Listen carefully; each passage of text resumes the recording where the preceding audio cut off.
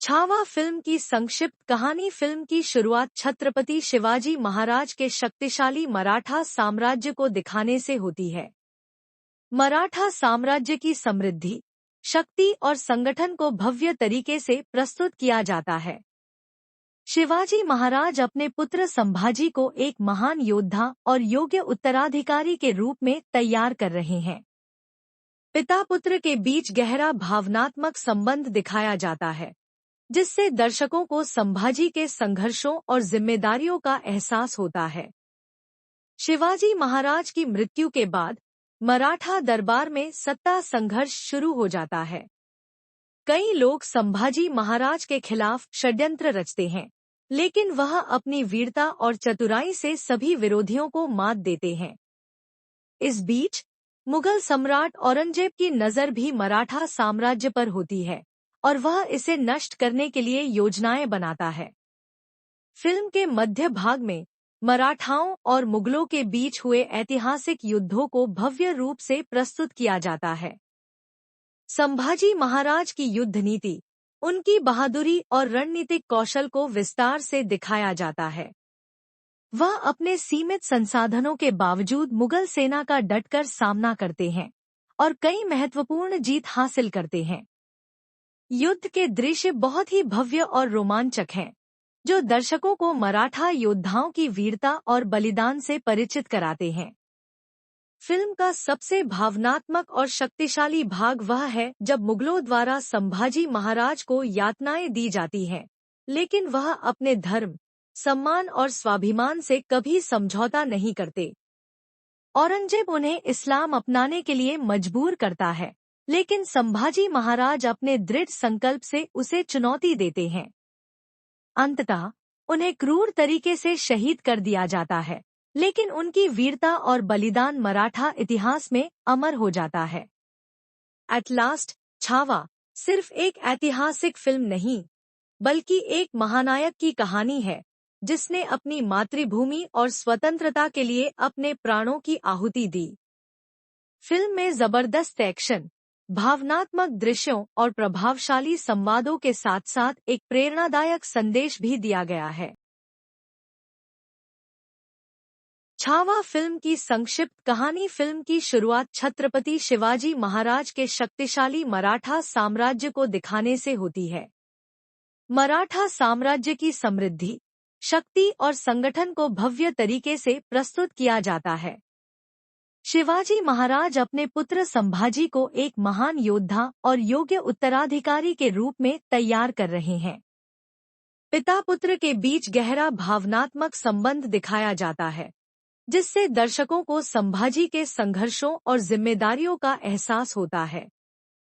शिवाजी महाराज की मृत्यु के बाद मराठा दरबार में सत्ता संघर्ष शुरू हो जाता है।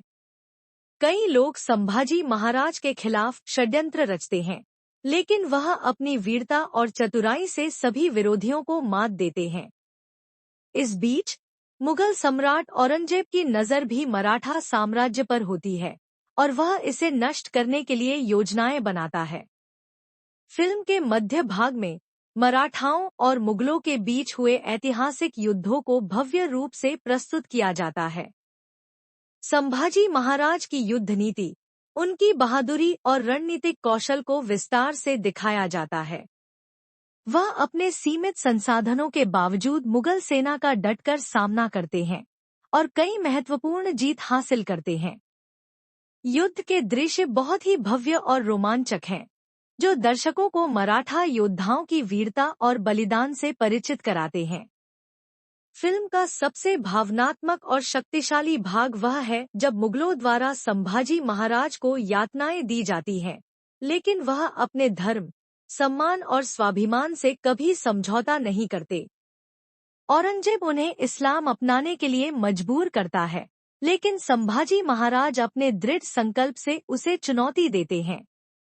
अंततः उन्हें क्रूर तरीके से शहीद कर दिया जाता है, लेकिन उनकी वीरता और बलिदान मराठा इतिहास में अमर हो जाता है।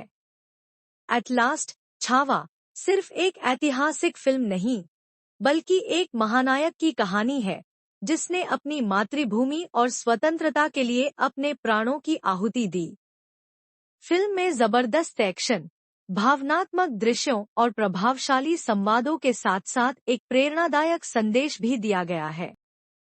शिवाजी महाराज की मृत्यु के बाद मराठा दरबार में सत्ता संघर्ष शुरू हो जाता है। कई लोग संभाजी महाराज के खिलाफ षड्यंत्र रचते हैं, लेकिन वह अपनी वीरता और चतुराई से सभी विरोधियों को मात देते हैं।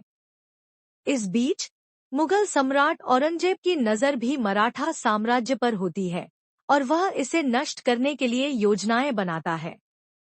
संभाजी महाराज अपने शौर्य से न केवल मराठा सिंहासन पर अधिकार जमाते हैं, बल्कि मुगलों और अन्य दुश्मनों के खिलाफ युद्ध की तैयारियां भी करते हैं। फिल्म की शुरुआत छत्रपति शिवाजी महाराज के शक्तिशाली मराठा साम्राज्य को दिखाने से होती है।